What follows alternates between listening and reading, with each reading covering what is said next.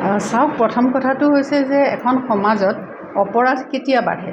অপৰাধ তেতিয়াই বাঢ়ে যেতিয়া অপৰাধীয়ে ভাবে যে অপৰাধ কৰি সাৰি যাব পৰা যায়। এতিয়া আমাৰ ইয়াত তেনেকুৱাবোৰ বহুত হৈছে।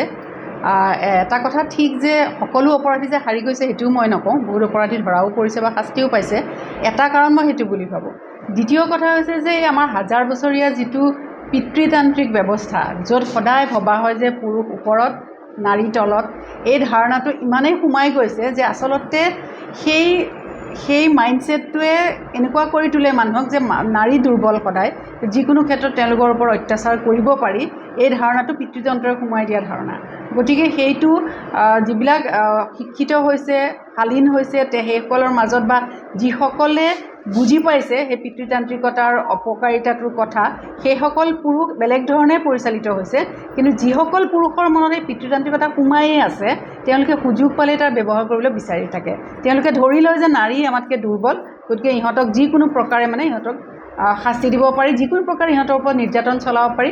গতিকে উৎসটো হৈছে সেইটো যে আমাৰ গতিকে আমি সেই পেট্ৰিয়াৰ্কি বা পিতৃতন্ত্ৰটোৰ কাৰণে পুৰুষ নাৰী মিলি, যে মই নকওঁ যে অকল নাৰীয়ে যুদ্ধ কৰিব লাগিব তেনেকুৱা নহয়, পুৰুষো আছে।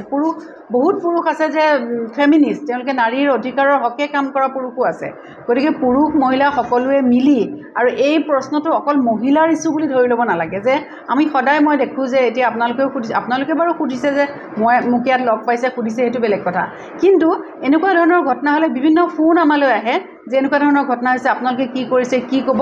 কিন্তু মোৰ কথা হৈছে পুৰুষসকলৰ ওচৰলৈ যাওক, তেওঁলোকক সোধক যে এইটো নাৰীৰ সমস্যা নহয়, এইটো সমাজৰ সমস্যা। আমাৰ সমাজখন যে অধপাতে গৈছে, আমাৰ সমাজখনত যে এনেকুৱা ধৰণৰ বিষ পুলি এতিয়াও সোমাই আছে, সেইটো সকলোৰে আচলতে দায়িত্ব তাক ৰক্ষা কৰা।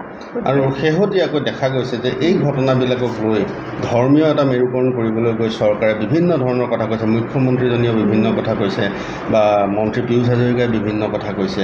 আচলতে গোটেই সমাজ ব্যৱস্থাটোক লৈ পেলাই ধৰ্মীয় মেৰুকৰণটো কি? ধৰ্মীয় মেৰুকৰণটো অত্যন্ত দুৰ্ভাগ্যজনক।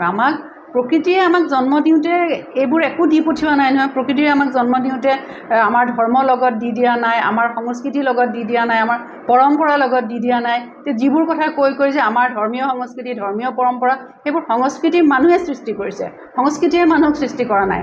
আৰু ধৰ্মটো এতিয়া এনেকুৱা হৈছে, মই ভাবোঁ যে ধৰ্ম any organised religion is politics আজিৰ পৃথিৱীত। যে ধৰ্ম কিয় অৰ্গেনাইজ কৰিব লাগে? মই চাকি জ্বলাইছোঁ, আপুনি মম জ্বলাইছে, আপুনি নামাজ পঢ়িছে, মই গীতা পঢ়িছোঁ। নিজৰ ধৰ্ম নিজে পালন কৰিব লাগে।